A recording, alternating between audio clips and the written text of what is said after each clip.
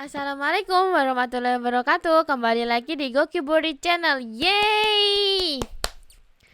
Yang tentunya akan bahas bahasa Jepang. Gimana nih kabar minasang? Semoga selalu diberi kesehatan ya. Di video sebelumnya Gokiburi Channel udah janji ya ngajarin bahasa Jepang dari awal, dari yang belum ngerti apa-apa ya. Banyak muncul pertanyaan nih, mulai dari mana belajar bahasa Jepang?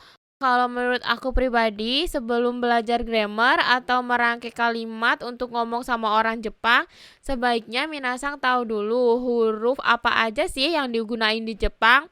Daripada kelamaan, oke, kita langsung aja cekidat. Huruf yang digunain di Jepang ada 4 macam ya minasang. Nah, dari 4 huruf itu ada hiragana, katakana, kanji, dan juga romaji. Terus yang pertama itu ada hiragana, huruf asli Jepang yang biasa digunakan untuk menulis atau untuk membantu membaca kanji. Nah, kanji itu apa sih? Nanti aku jelasin setelah ini ya. Bentuk karakternya itu berbeda-beda ya.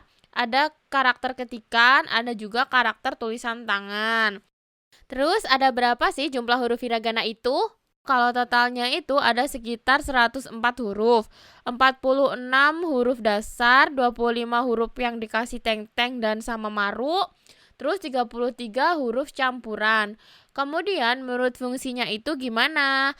Ada banyak fungsi ya minasang. Yang pertama sebagai furigana. Furigana itu alat bantu untuk membaca kanji bagi orang asing atau anak kecil yang belum begitu mengerti kanji. Biasanya memakai hiragana juga. Nah, fungsi yang kedua itu sebagai okurigana. Karena kanji itu dari Cina, maka cara baca orang Jepang dan Cina itu berbeda. Misalnya taberu, artinya makan. Kalau orang Cina bacanya bukan taberu. Entah apa, aku juga nggak tahu ya. Nah, fungsi yang ketiga itu sebagai partikel. Seperti wa, ga, o, dan lain-lain. Kalau dalam bahasa Indonesia itu seperti di, ke, an, dan masih ada fungsi lainnya ya minasang. Aku kasih tahu dasarnya aja dulu ya. Nanti kalau udah ke grammar, minasang akan tahu sendiri dengan sendirinya. Nah, yang kedua itu ada katakana. Katakana itu apa sih? Katakana juga huruf asli Jepang, akan tetapi biasanya digunakan untuk menulis sesuatu yang tidak ada di Jepang atau sesuatu yang asal-usulnya bukan dari Jepang. Kata-kata serapan dari bahasa Inggris atau kata yang bukan dari negara Jepang. Misalnya menulis nama orang asing seperti Sumardi. Nah, kalau ditulis dengan katakana itu adalah Sumarudi.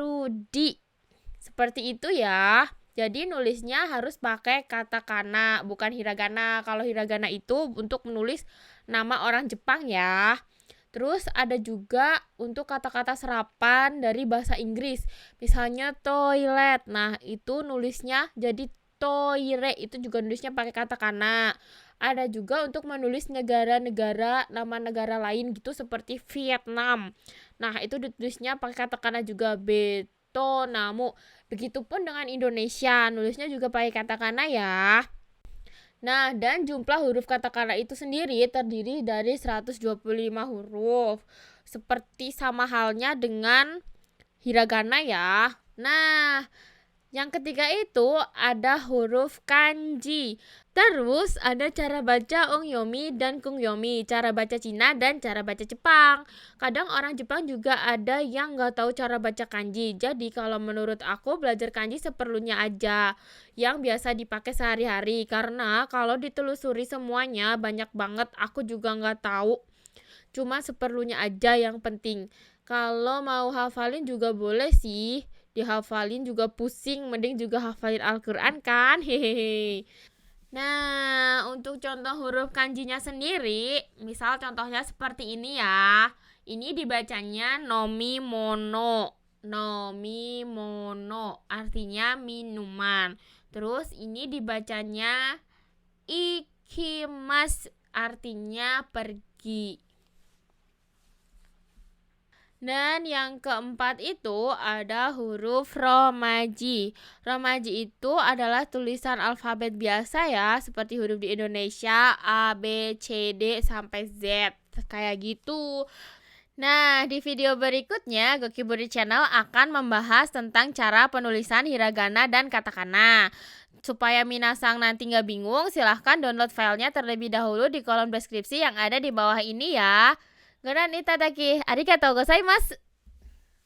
Sayonara!